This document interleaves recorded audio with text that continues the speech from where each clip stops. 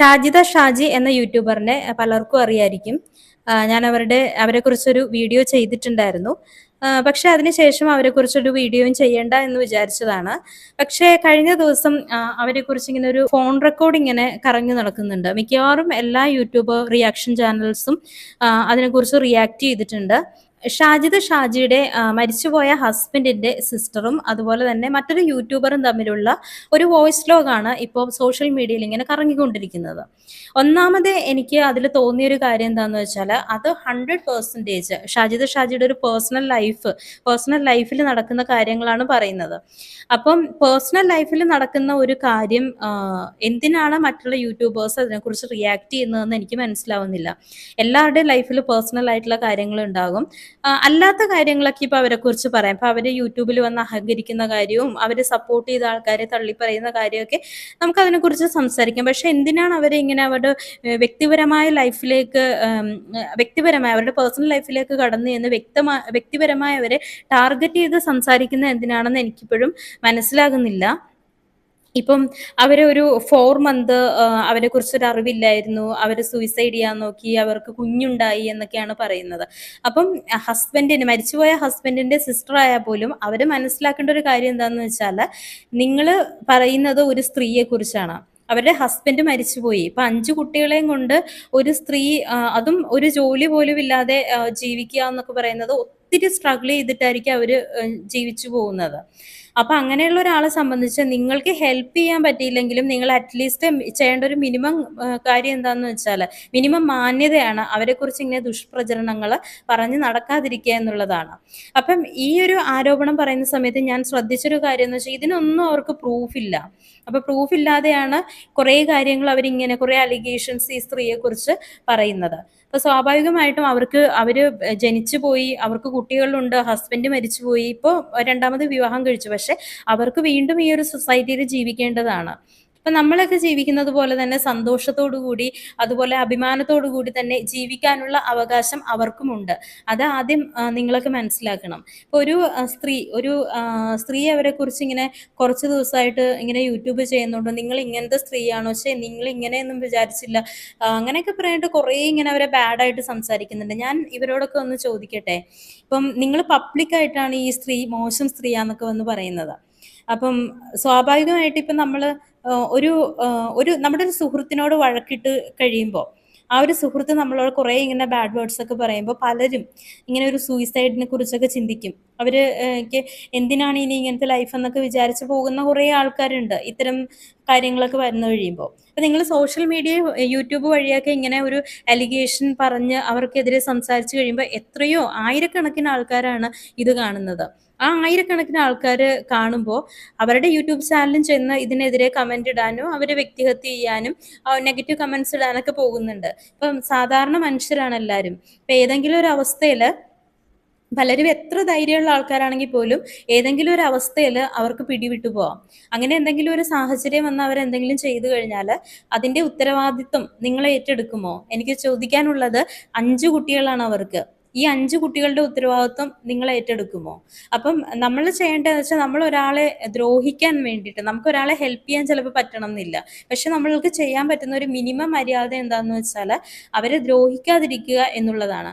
അതുപോലെ തന്നെ ഷാജിദ ഷാജി ആയാലും ഇതിനെതിരെ റിയാക്ട് ചെയ്തുകൊണ്ട് അവരും ഒരു വീഡിയോ ഇട്ടിരുന്നു. ആ ഒരു വീഡിയോയിൽ ഇവർ പറയുന്നതും ഈ പറഞ്ഞ ഹസ്ബൻഡിന്റെ സിസ്റ്ററിന്റെ മകള് ചീത്തയാണ് എന്നുള്ള രീതിയിലാണ്.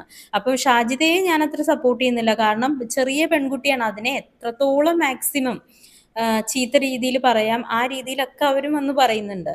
അപ്പം അവര് പറഞ്ഞതുകൊണ്ടാണ് അവര് തിരിച്ചു പറഞ്ഞത്. പക്ഷെ ഒരു കാര്യം മനസ്സിലാക്കേണ്ടത് എന്താണെന്ന് വെച്ചാൽ, എസ്പെഷ്യലി ഈ ഒരു ഫാമിലിയിലൊക്കെ എന്ന് വെച്ചാൽ ഹസ്ബൻഡിന്റെ സിസ്റ്റർമാരും അമ്മമാരും എപ്പോഴും ഹസ്ബൻഡിന്റെ സിസ്റ്ററും അമ്മമാരും തന്നെയാണ്. ഇപ്പം വൈഫിനോട് അല്ലെങ്കിൽ ഈ പറഞ്ഞ മരുമോളോട് അല്ലെങ്കിൽ നാത്തൂനോട് സ്നേഹമുള്ള ആൾക്കാരൊക്കെ വളരെ കുറവാണ്. ചെറിയൊരു കാര്യം മതി ഇതുപോലെ തന്നെ ഒറ്റപ്പെടുത്താനും കുറ്റപ്പെടുത്താനും ഒക്കെ. ഇത് ലോകമുണ്ടായ കാലം തൊട്ട് നടക്കുന്ന കാര്യങ്ങളൊക്കെ തന്നെയാണ്. അപ്പം വളരെ വളരെ ചുരുക്കം ചില പേർക്കായിരിക്കും ചില ചിലപ്പോൾ നല്ലൊരു ലൈഫ് കിട്ടുന്നത്. അപ്പം മാക്സിമം ഇത്തരം കാര്യങ്ങളൊക്കെ ഒരു ഇതുപോലെ യൂട്യൂബ് ചാനലിലൊക്കെ വന്ന് പറയാതിരിക്കുക. ഇങ്ങനെ പറഞ്ഞു കഴിഞ്ഞാൽ നമ്മുടെ ഒരു പിടി വിട്ടുപോകും. കാരണം എന്താണെന്ന് വെച്ചാൽ ഒരുപാട് യൂട്യൂബ് ചാനൽസ് ഉണ്ട് ഇവിടെ. അപ്പം അവരൊക്കെ ഇതെടുത്ത് റിയാക്ട് ചെയ്യുമ്പോൾ പലതരത്തിലുള്ള ഒപ്പീനിയൻസ് ആയിരിക്കും വരുന്നത്.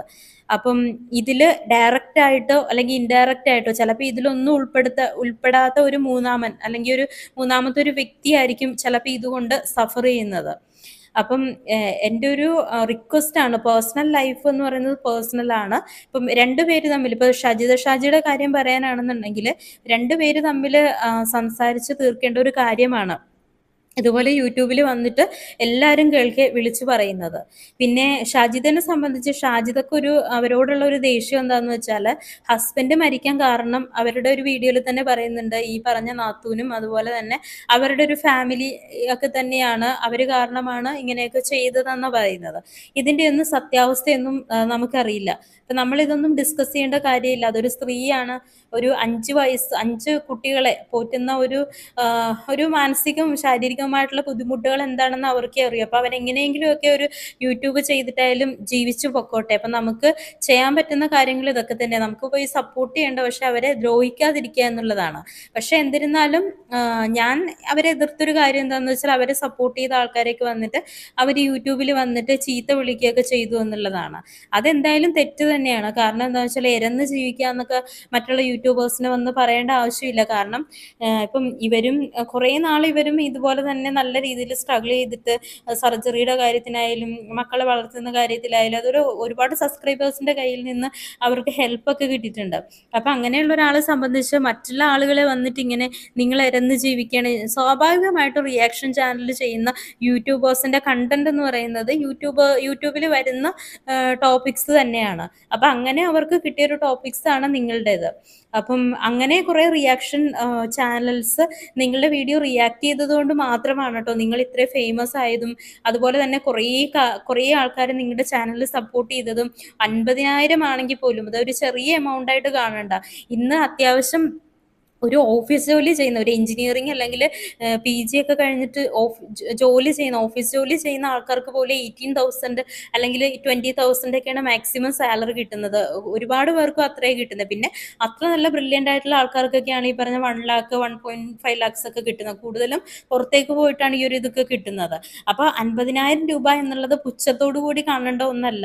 അപ്പോൾ അത് നല്ല അത്യാവശ്യം ജീവിക്കാൻ വേണ്ടി, ഇപ്പം ഞാൻ നോക്കുമ്പോൾ റെന്റഡ് ഹൗസ് ഒന്നും അല്ല. അപ്പം അങ്ങനെ നിങ്ങൾക്ക് എമൗണ്ട് അതിലേക്കൊന്നും ചെലവഴിക്കേണ്ട ആവശ്യമില്ല. പിന്നെ ഈ കിട്ടുന്ന എമൗണ്ട് എന്ന് വെച്ചാൽ നിങ്ങളുടെ ഫാമിലി നോക്കാനും ഒക്കെയുള്ള അത്യാവശ്യം നല്ലൊരു എമൗണ്ട് തന്നെയാണ്.